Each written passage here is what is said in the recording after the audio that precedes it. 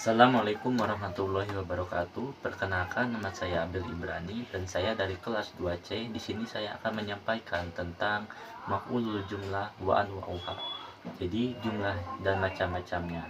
Kita akan membahas tentang lebih ke dari jumlatul ismi, jumlatul fi'liyah. Nah, dalam setiap bahasa pasti ada yang dinamakan huruf, ada juga yang dinamakan kata, ada juga yang dinamakan kalimat. Nah, tidak mungkin kita mempelajari kalimat sebelum kita mempelajari kata, dan tidak mungkin kita mempelajari kata sebelum kita mempelajari huruf.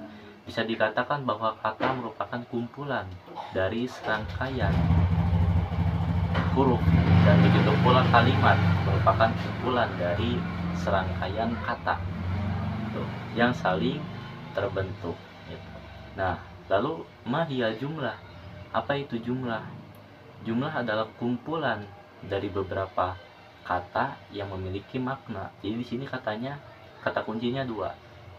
Kumpulan dari beberapa kata kunci ke satu dan kata kunci kedua yang memiliki makna.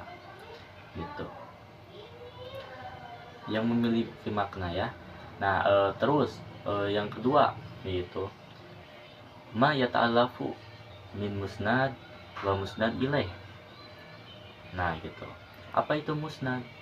Musnad itu adalah sifat yang bersandar pada musnad ilaih. Yang bersandar itu bisa fiilnya gitu ya, bisa sifatnya. Dan musnad ilaih ini adalah yang dinisbatkan atau bisa dikatakan yang disandarkan pada musnad. Jadi kalau musnad itu yang bersandar, kalau musnad ilaih itu yang disandarkan gitu. Contohnya pada berarti dalam itu ada juga yang bisa terbentuk dari fiil dan fa'il, bisa terbentuk dari mubtada dan khobar. Jika terbentuk dari fiil dan fa'il, maka fiil ini dikatakan sebagai musnadnya dan fa'il ini dikatakan sebagai musnad ilaih. Jika terbentuk dari mubtada dan khobar, maka mubtada ini menjadi musnad ilaihnya dan khobar ini menjadi musnadnya. Contohnya pada kata zahaba Ahmad, telah pergi saha Ahmadu Ahmad. Nah, jadi fiilnya itu adalah zahaba, telah pergi, yang merupakan fiil madi, dan Ahmadnya itu berposisi sebagai fa'il yang disandarkan pada zahaba yang tadi.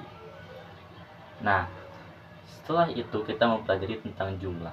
Ada yang dinamakan dengan jumlah ismiyah, ada yang dinamakan dengan jumlatul fi'liyah. Jika jumlah fi'liyah, maka dikatakan setiap kata yang diawali dengan fi'il. Kalau jumlah ismiyah, setiap kata yang diawali dengan isim. Gitu. Kalau jumlah ismiyah itu terbentuk dari mubtada dan khobar. Kalau jumlah fi'liyah terbentuk dari fi'il dan fa'il, atau juga boleh nanti ditambahin dengan maf'ul bih gitu. Jadi ada subjek, ada predikat, ada objek. Contohnya nih ya, kita membahas tentang jumlatul ismiyah, jumlatul fi'liyah dulu. Contohnya, sholal muslimuna fil masjid. Sholal muslimuna fil masjid. Ini merupakan bentuk dari fi'il dan fa'il. Telah sholat saha al muslimuna, orang-orang muslim, dari jamaah ya. Jadi fi'ilnya itu adalah sholat, yaitu kata kerja. Fa'ilnya itu adalah al muslimuna. Jadi telah sholat, siapa yang sholat? Yaitu orang-orang yang muslim gitu. Minimal suatu rangkaian itu terjadi, minimal suatu rangkaian pada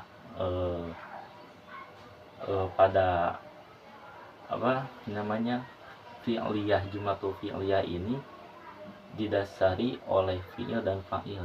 Itu minimalnya. Jadi tidak boleh fi'il saja atau tidak boleh fa'il saja. Contoh yang kedua kita tambahkan dengan maf'ul bih. Contohnya qara'a al-ab as-sahifah. Qara'a telah membaca, saha al-hab ayah.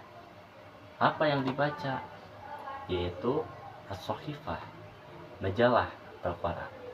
Nah itu. Jadi qara'a telah membaca sebagai subjek kalau dalam bahasa Indonesia. Saha al-hab yaitu predikat ayah. Jadi siapa sih yang membaca? As-sahifah, apa yang dibaca? Objek, yaitu as-sahifah, majalah atau koran. Maka jumlatul fi'liyah sangat lengkap gitu ya. Ada subjeknya, ada predikatnya, ada objeknya, ada fi'ilnya, ada fa'ilnya, dan ada maf'ulnya. Biasanya dalam logat itu bisa ditambahkan dalam kata saha kalau logatan bahasa Sunda ya. Qara'a telah membaca saha. Nah, al-ab yaitu ayah gitu. Sekian dari saya tentang jumlah tul fi'liyah. Mohon maaf jika ada kekurangan. Wabillahi taufiq wal hidayah. Wassalamualaikum warahmatullahi wabarakatuh.